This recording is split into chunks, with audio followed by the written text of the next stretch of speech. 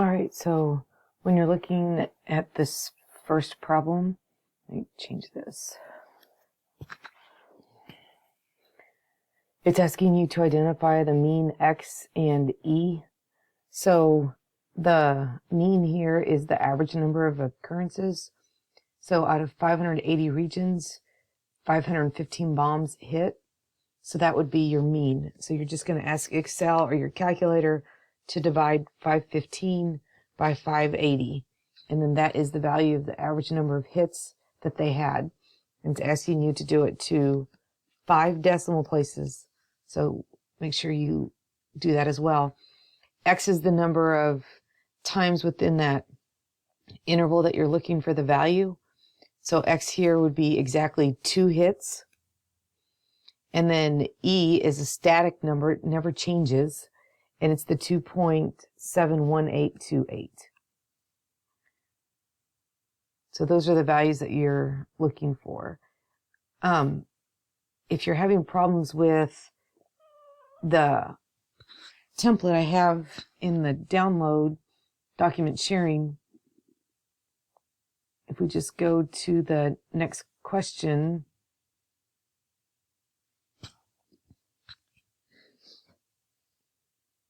then this is going to give you the variance, standard deviation, and the mean. X is the number of trials that you're looking for. When it comes to the binomial, then that's where N. So for the binomial, you have N, which is the total number of trials.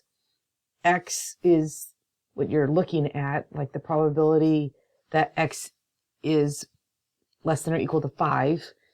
And then you have the P, which is the probability of a success. With the Poisson, which is what you're doing here, all you need is the average. So a person wrote 115 checks. What's the number of checks? What's the mean number of checks written per day?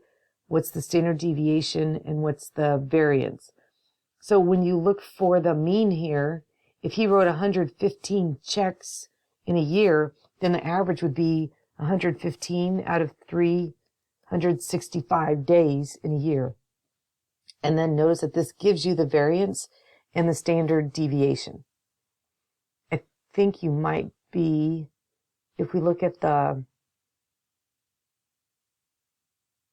now this is the binomial distribution, which in your email you talk about NP and X. With a binomial distribution, I only have 2 options, success or failure. And N is the total number of trials. P is the probability of a success. So like in this one, 39% of consumers are comfortable having drones. So then you go to, they want the probability that when 5 consumers are chosen, exactly 2 are comfortable. So 39% represents P. That represents the probability of a success. You're only looking at 5 people. So N is 5 trials. X is the number of successes that you're looking for. I want exactly 2 people to be comfortable having drones deliver their mail. The value of P, the probability of a success, is the 39%, but you want to change it to a decimal. And then the value of Q is 1 minus P. So you want P and Q to add to be 100.